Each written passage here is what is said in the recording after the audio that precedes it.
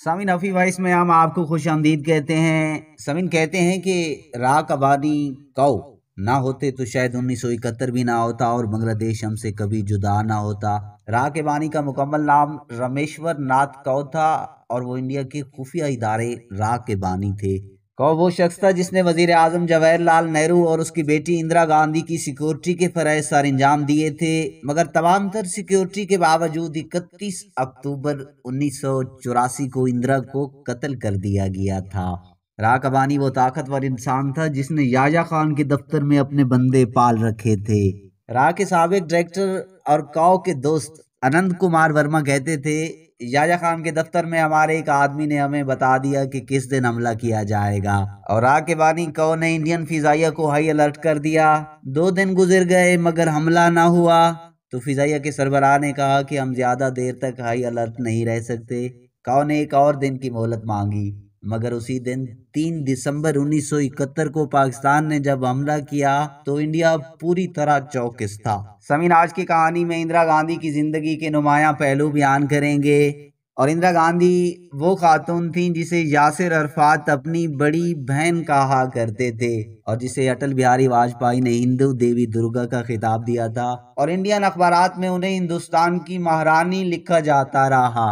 اندرا گاندھی کی ایک کمزوری یہ بھی تھی کہ جب عمل کا وقت آتا تو وہ عمل نہیں کرتی تھیں، اور جب حالات خراب ہونے لگتے تھے تو حد سے زیادہ رد عمل ظاہر کرتی تھیں۔ یہ بھی عجیب بات ہے کہ ان کا زوال اس وقت شروع ہوا جب وہ اپنے اقتدار کے عروج پر تھی، اور ہمیں کبھی بھی یہ معلوم نہیں ہو سکے گا کہ وہ کیا حالات تھے جنہوں نے اندرا کو سن 1971 کی جنگ کے بعد پاکستان سے ایک نقصان دہ شملہ معاہدہ کرنے پر مجبور کیا تھا۔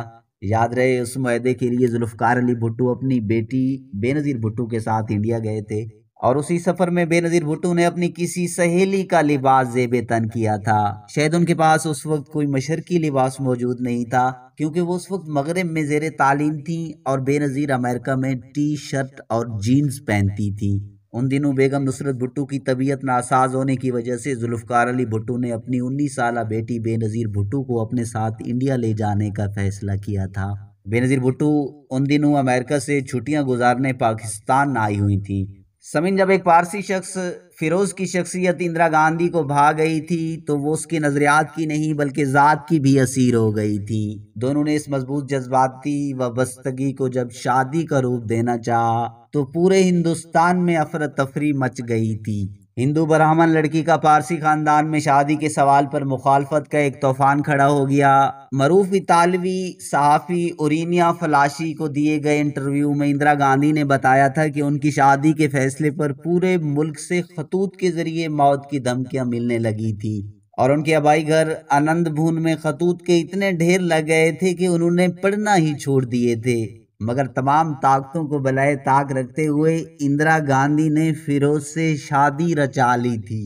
نہرو خاندان کے لیے اندرا کا غیر ہندو سے شادی پر اصرار کوئی پہلا موقع نہیں تھا۔ اس سے قبل جواہر لال نہرو کی بہن وجی لکشمی کی ایک مسلمان کے ساتھ شادی نے بھی طوفان برپا کیا تھا۔ وہ اپنے والد کے اخبار انڈیپینڈنٹ کے ایڈیٹر سید حسین کے دام الفت میں گرفتار ہو گئی تھی۔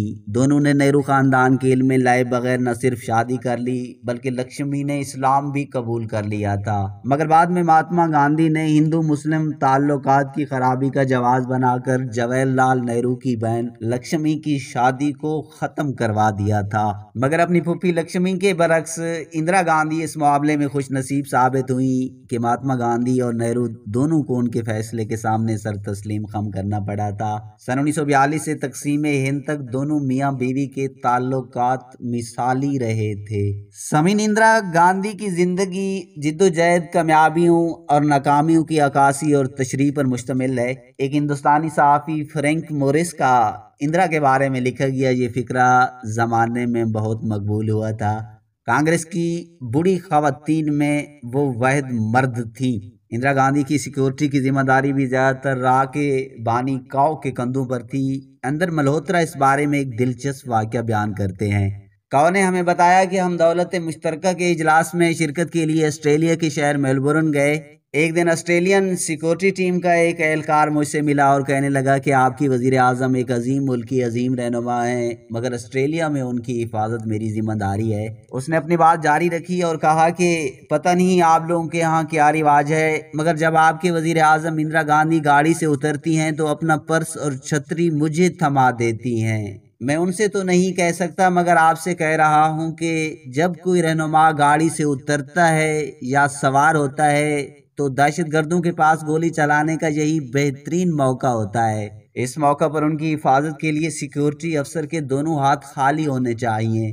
کاؤ نے جب یہ بات اندرا گاندھی کو سمجھائی تو انہوں نے اس اہلکار کو چھتری اور پرس دینا بند کر دیا تھا۔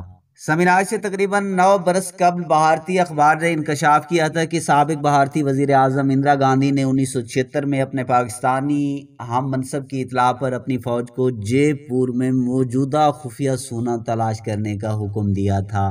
رپورٹ کے مطابق سابق وزیر اعظم پاکستان ذوالفقار علی بھٹو کو یہ معلومات حاصل ہوئی تھی کہ جے پور میں سونے کا ایک بڑا ذخیرہ موجود ہے، جو کہ تقسیم بر صغیر کے وقت جے پور کے شاہی خاندان کی ملکیت تھا۔ ذوالفقار علی بھٹو نے 11 اگست 1976 کو یہ معلومات اندرا گاندھی کے ساتھ شیئر کی اور انہیں اس حوالے سے ایک خط لے کر خفیہ دولت کے بارے میں آگاہ کیا تھا۔ اندرا گاندھی نے کچھ عرصہ تک ذوالفقار علی بھٹو کے اس خط کا کوئی جواب نہ دیا، تاہم انہوں نے معلومات کی روشنی میں فوج کی ایک یونٹ کو جے پور میں سونا تلاش کرنے کا حکم دیا اور 3 ماہ کے بعد ذوالفقار علی بھٹو کو جوابی خط میں لکھا ان کا دعویٰ حقائق پر مبنی نہیں تھا۔ سامعین، آخر میں نو عمر اندرا گاندھی کی متعدد پکچرز کے ساتھ آپ وہ پکچر بھی دیکھ سکیں گے جس میں وہ مہاتما گاندھی کے سرانے بیٹھی ہیں۔ ویڈیو کے بارے میں ایک کومنٹ ضرور دیجیے گا اور حفیظ وائس کو سبسکرائب کرنا نہ بھولیے گا۔